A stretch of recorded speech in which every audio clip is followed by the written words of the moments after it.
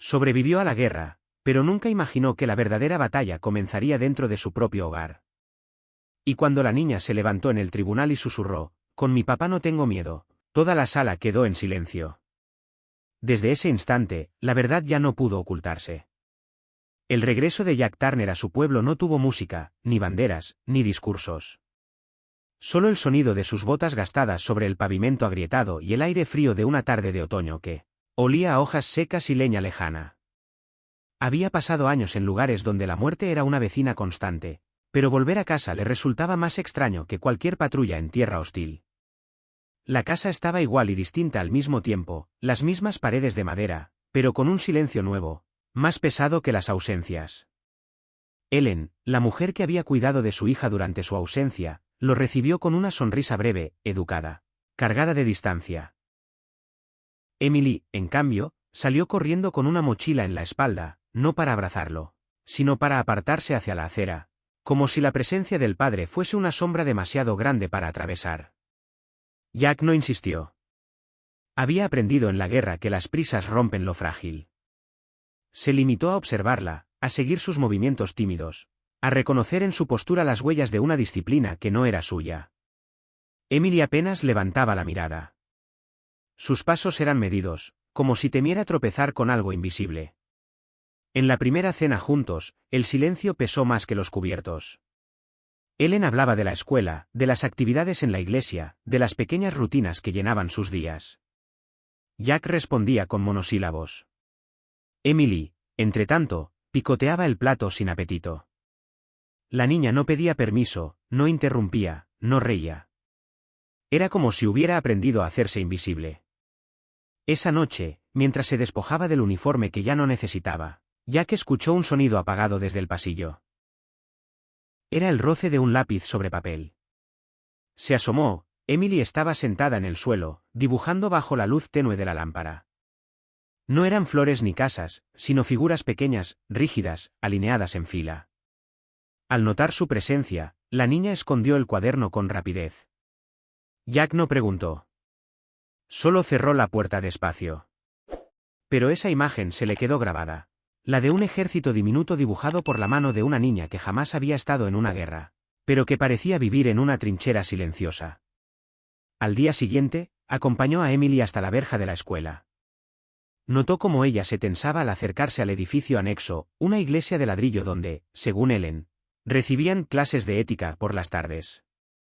La expresión en el rostro de Emily era demasiado adulta para su edad, una mezcla de obediencia y miedo. Jack se quedó inmóvil, viendo cómo desaparecía tras esas puertas pesadas.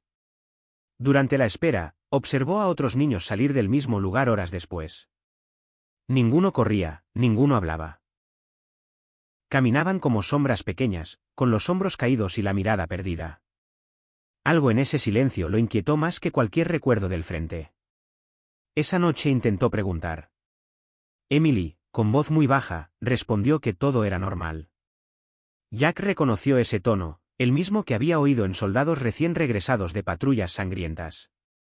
Normal era una palabra que servía para tapar lo insoportable. Decidió entonces no presionar. Tomó un cuaderno viejo de campaña y comenzó a escribir lo que veía, los gestos, los silencios, los detalles mínimos. Sabía que en cada pequeño trazo podía esconderse la verdad. Y aunque aún no sabía cómo, comprendió que su misión ahora no era sobrevivir, sino aprender a escuchar los silencios de su hija. Los días siguientes tuvieron la textura de un invierno que todavía no llegaba, pero que ya se intuía en el aire. Jack comenzó a acompañar a Emily en sus trayectos, no solo hasta la escuela sino también en el regreso. No hablaban mucho, a veces nada. Sin embargo, aquella ausencia de palabras se sentía menos árida que antes, como si el silencio empezara a ofrecer refugio en lugar de distancia. Una tarde, Emily salió con la mochila colgando torpemente y se detuvo al ver a su padre al otro lado de la calle. No sonrió, pero tampoco bajó la vista. Dio 2 pasos hacia él y se quedó quieta. Jack cruzó la calle y juntos caminaron hacia la casa. Esa mínima coreografía, casi invisible, fue para él como un puente tendido después de meses de orfandad mutua. Ellen observaba desde la ventana. Su rostro mostraba cansancio, como si hubiera envejecido más en los últimos años que en toda la década anterior. Cuando Jack entró con la niña, ella comentó con un tono neutro. Emily está bien. Solo necesita disciplina. Jack no respondió. Había aprendido que discutir con paredes solo agota el aire. Esa noche, mientras Emily se acostaba, Jack notó un cuaderno bajo la almohada. Lo dejó allí, sin abrirlo. Entendía demasiado bien lo que significa un escondite. Pero en su memoria apareció la imagen de las figuras alineadas que había visto dibujar, y esa inquietud comenzó a clavarse como astilla. Al día siguiente, decidió acercarse a la maestra de Emily. La mujer, de cabello recogido y voz baja, lo recibió en la sala vacía al final de la jornada. Emily es una niña inteligente, dijo, pero está cada vez más callada. Participa menos. Y, dudó, a veces parece asustada. Jack sintió un nudo en el estómago. ¿Le ha contado algo? La maestra negó con la cabeza. Los niños rara vez ponen en palabras lo que más duele. Lo dibujan, lo callan, lo esconden. Con esas frases resonando, Jack salió a caminar solo. Pasó frente al edificio de ladrillo anexo a la iglesia. Las puertas estaban cerradas. El eco de pasos invisibles parecía flotar todavía en las paredes. Recordó la mirada vacía de los niños al salir y supo que allí había una verdad que nadie quería nombrar. Esa noche, Emily tuvo una pesadilla. Jack la escuchó murmurar entre sueños. No quiero sentarme, no otra vez. Él se inclinó para despertarla suavemente, pero ella se encogió como si temiera una mano que caería sobre ella. Cuando abrió los ojos y vio a su padre, tardó unos segundos en relajarse. Todo está bien, susurró él. ¿Estás en casa? Emily asintió, aunque sin convencimiento. Jack salió al pasillo, se quedó allí de pie, con la frente apoyada en la pared fría. Aquella frase, no quiero sentarme, no era un sueño inventado, era una memoria disfrazada. Decidió que necesitaba pruebas. Comenzó a observar con más cuidado los detalles, las marcas en los antebrazos de Emily, la forma en que se estremecía al oír ciertos nombres, la rigidez con que se acomodaba en los bancos de la iglesia los domingos. Cada pieza encajaba en un rompecabezas que él aún no alcanzaba a ver completo, pero cuya sombra ya lo envolvía. Un sábado por la mañana, mientras limpiaban el desván, Emily encontró una caja polvorienta. Dentro había cartas sin abrir, algunas dirigidas a él, otras a la niña. Jack tomó una de ellas. El sobre llevaba meses de polvo y la caligrafía temblorosa de un niño. La abrió con cuidado. Decía: Papá, si vuelves, por favor quédate. No dejes que me lleven allí más. La hoja estaba arrugada, con manchas de lágrimas. Jack sintió que algo se quebraba dentro. Emily lo miraba con miedo, como si temiera un reproche. Lo escondí, murmuró, porque pensé que no querías verlo. Jack se arrodilló, tomó sus hombros con delicadeza. Siempre quiero ver lo que escribes. Siempre. El silencio entre ellos se hizo espeso, pero ya no era una pared, era una herida abierta esperando cuidado. A partir de ese día, Jack comenzó a estar presente en cada salida de la iglesia. No se mostraba, pero vigilaba desde la distancia. Tomaba notas en su cuaderno, apuntando horas, gestos, expresiones. Lo hacía con la misma precisión con que antes registraba coordenadas en mapas militares. Era un hábito aprendido. Documentar para que la verdad no se perdiera en rumores. Una tarde, encontró a un antiguo compañero de armas, Frank Morales, sentado en el café de la esquina. El hombre, ahora periodista local, lo reconoció enseguida. Jack Turner, ¿qué demonios haces de vuelta aquí? Jack dudó antes de hablar. Al final, dijo con voz baja: buscando lo que se esconde a plena vista. Frank lo miró con seriedad. ¿Se trata de Emily? Jack no respondió. Pero el silencio fue suficiente. Frank le entregó su tarjeta. Llámame cuando estés listo. No tengo miedo de escribir lo que otros callan. Esa noche, Jack volvió a casa con la sensación de que había dado el primer paso hacia una batalla distinta. Una que no se libraba con fusiles, sino con pruebas, con palabras, con la obstinación de no dejar que el silencio se impusiera. El invierno se instaló definitivamente. Las calles del pueblo parecían adormecidas bajo la nieve fina. y el humo de las chimeneas dibujaba cicatrices grises en el cielo blanco. Jack, sin trabajo fijo todavía, dedicaba su tiempo a vigilar, escribir, sobre todo, a estar presente. No siempre encontraba palabras para Emily, pero descubrió que la compañía silenciosa también podía ser una forma de protección. Una tarde helada, al recogerla, notó que la niña caminaba con un leve dolor en la pierna. Al preguntarle, Emily negó con la cabeza, pero Jack reconocía los gestos de alguien que aprendió a ocultar heridas. No insistió allí, pero esa noche, mientras Emily dormía, observó moretones en el muslo, marcas circulares como de presión. Aquello confirmó lo que temía, no eran accidentes. Jack supo que había llegado la hora de usar algo más que intuiciones. Recordó a Frank Morales, el periodista. Lo buscó en su oficina improvisada, un cuarto lleno de papeles, olor a café y fotografías enmarcadas. «Necesito tu ayuda», dijo Jack sin rodeos. «Quiero pruebas, no rumores». Frank encendió la grabadora y lo escuchó. «Si quieres que publique algo, necesito hechos». «¿Estás dispuesto a conseguirlos?» Jack asintió. Había aprendido en combate que la verdad sin pruebas muere en la primera ráfaga de dudas. Comenzaron una investigación discreta. Frank le enseñó a manejar una pequeña cámara oculta, del tamaño de un botón, que podían colocar en el abrigo. Jack aceptó, aunque la idea de espiar a su propia hija lo desgarraba. Pero no era a ella a quien vigilaba, era a los adultos que se escondían detrás de los muros de la iglesia. El primer intento fue fallido, las imágenes solo mostraban bancos vacíos y sombras. Pero en el audio se escuchaban voces duras, órdenes cortantes.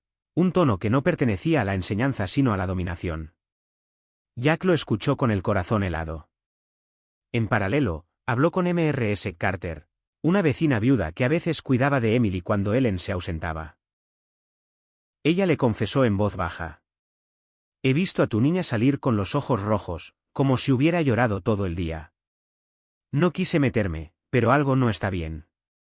Ese testimonio, aunque frágil, reforzó la convicción de Jack. Emily, entretanto, empezó a dejar pequeñas señales.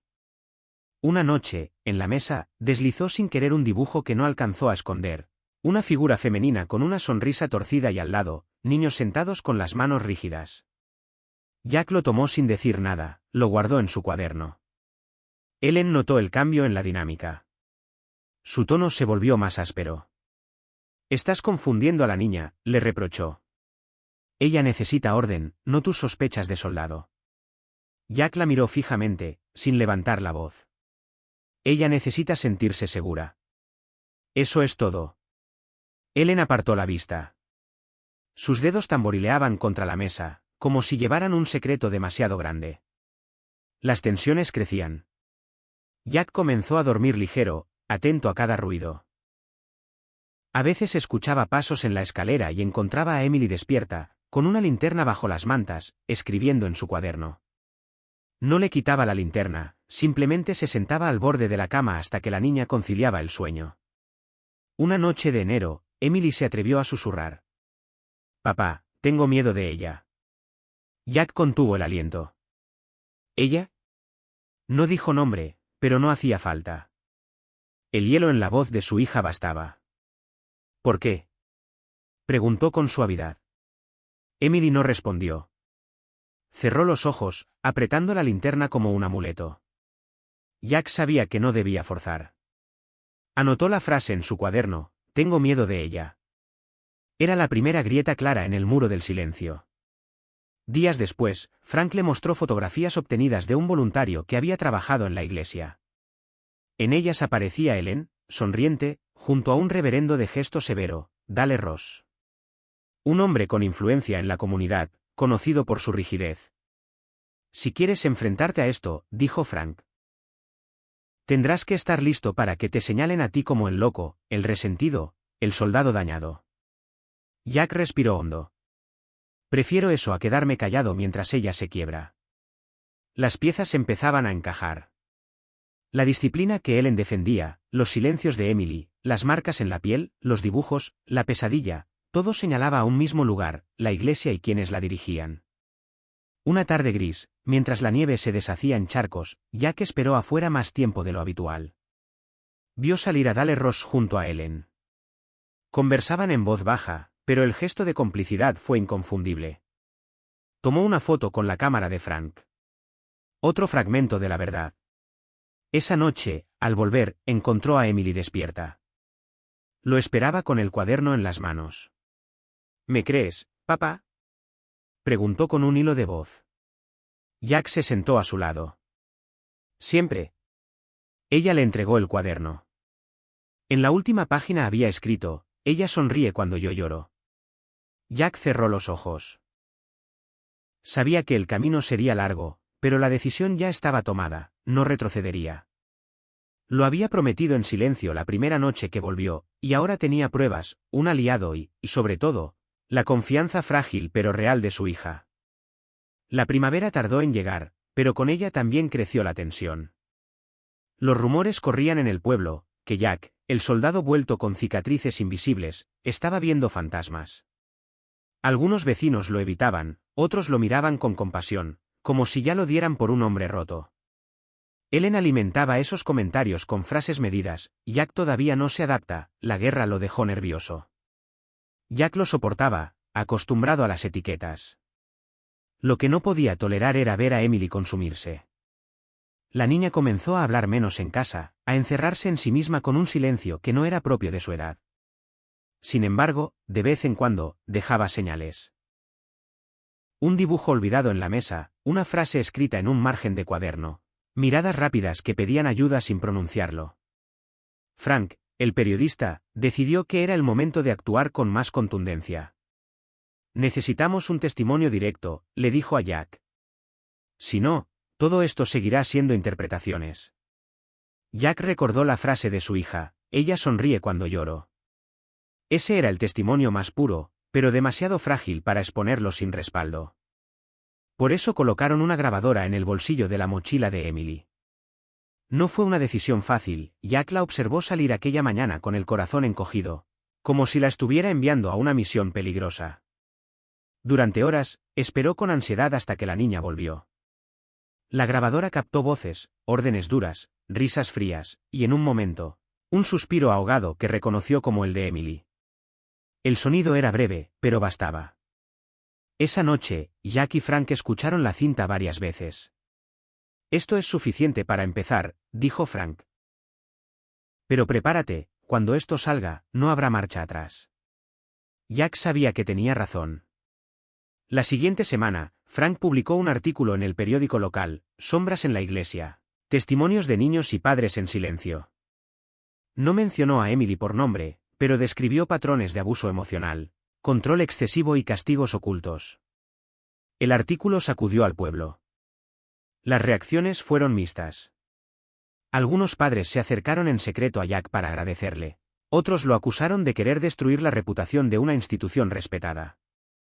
Dale Ross, el reverendo, dio un sermón encendido en el que hablaba de ataques externos y de mentes perturbadas que buscan sembrar división.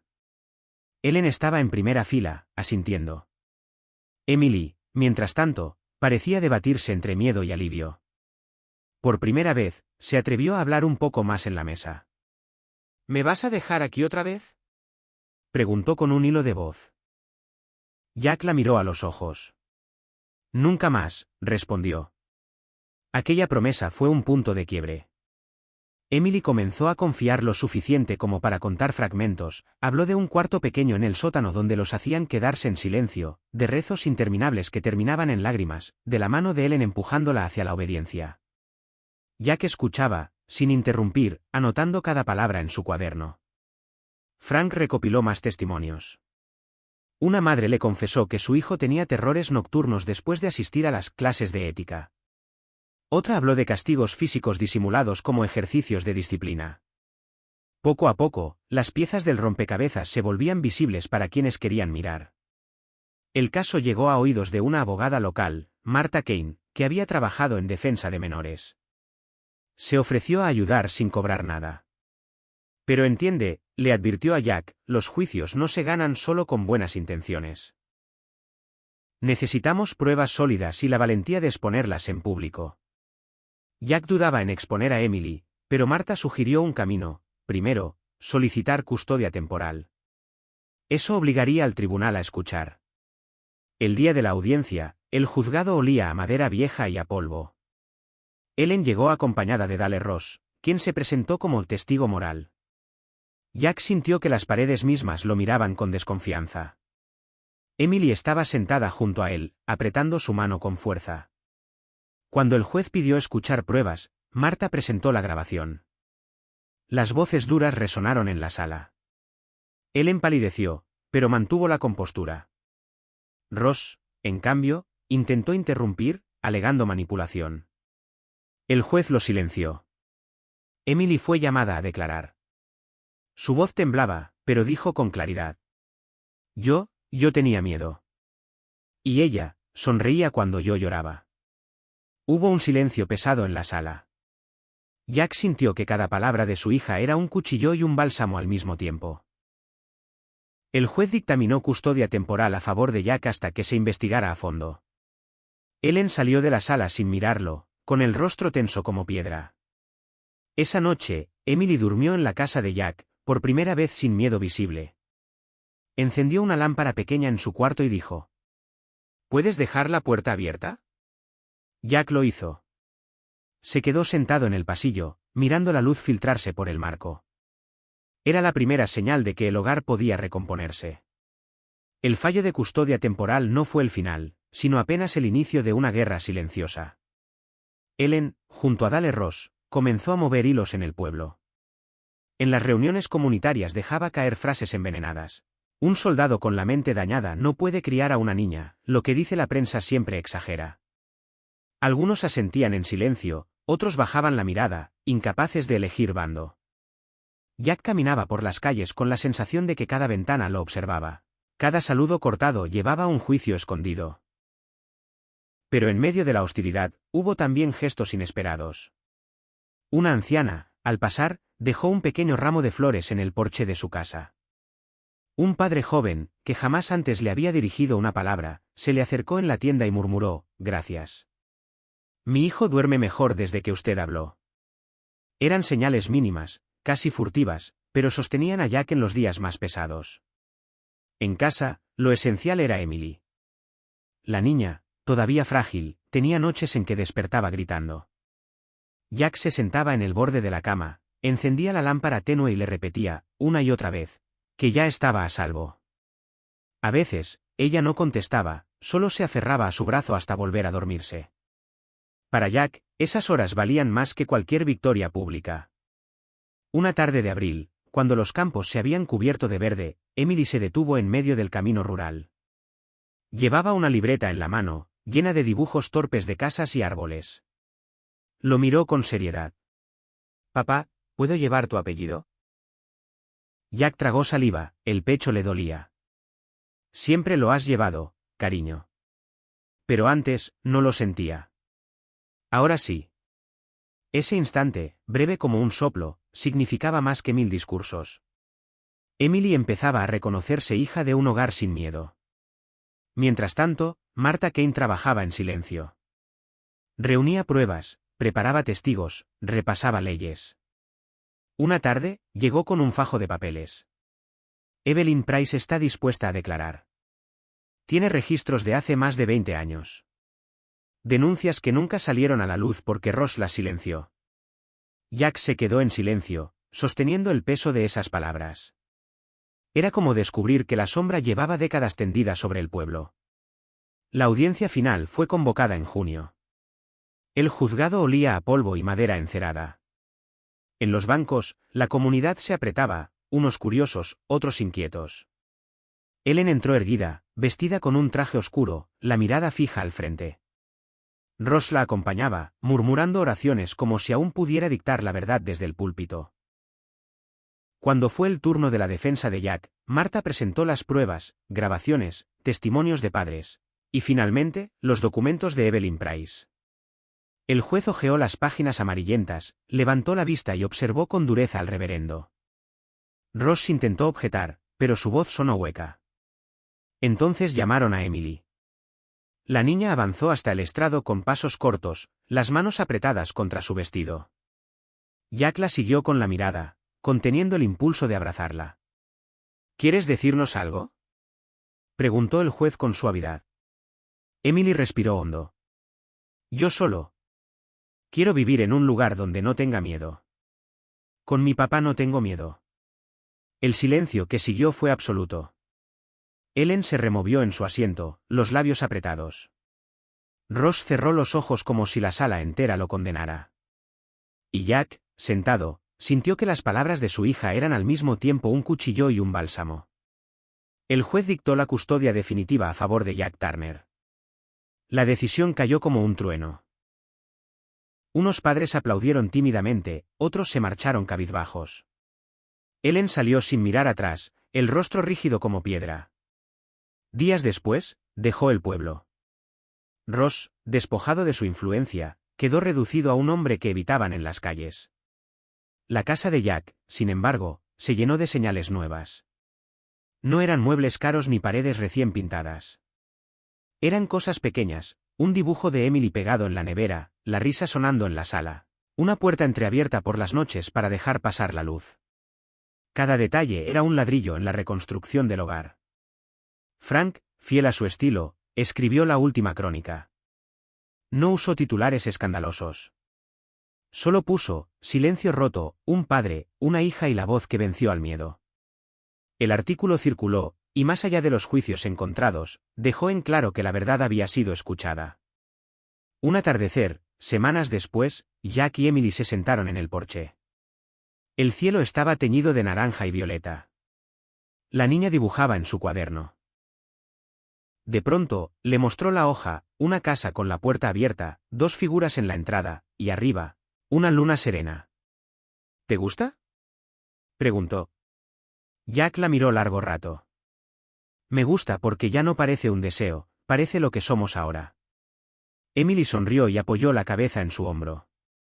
Y en ese silencio, distinto a todos los anteriores, Jack comprendió que la guerra nunca termina del todo en el frente. A veces, la verdadera victoria está en reconstruir un lugar donde un niño pueda dormir sin miedo. La historia de Jack y Emily no termina con un veredicto ni con un aplauso en el tribunal. Termina, y comienza de nuevo, en lo cotidiano, en una lámpara encendida sin miedo, en un cuaderno lleno de dibujos, en el silencio que ya no duele. Porque al final, la verdadera victoria de un soldado no se mide en medallas ni en batallas ganadas, sino en la capacidad de ofrecer un lugar seguro a quienes más lo necesitan. Y quizá la pregunta que queda flotando sea para nosotros. ¿Cuántas veces hemos callado cuando alguien cerca pedía ayuda en silencio?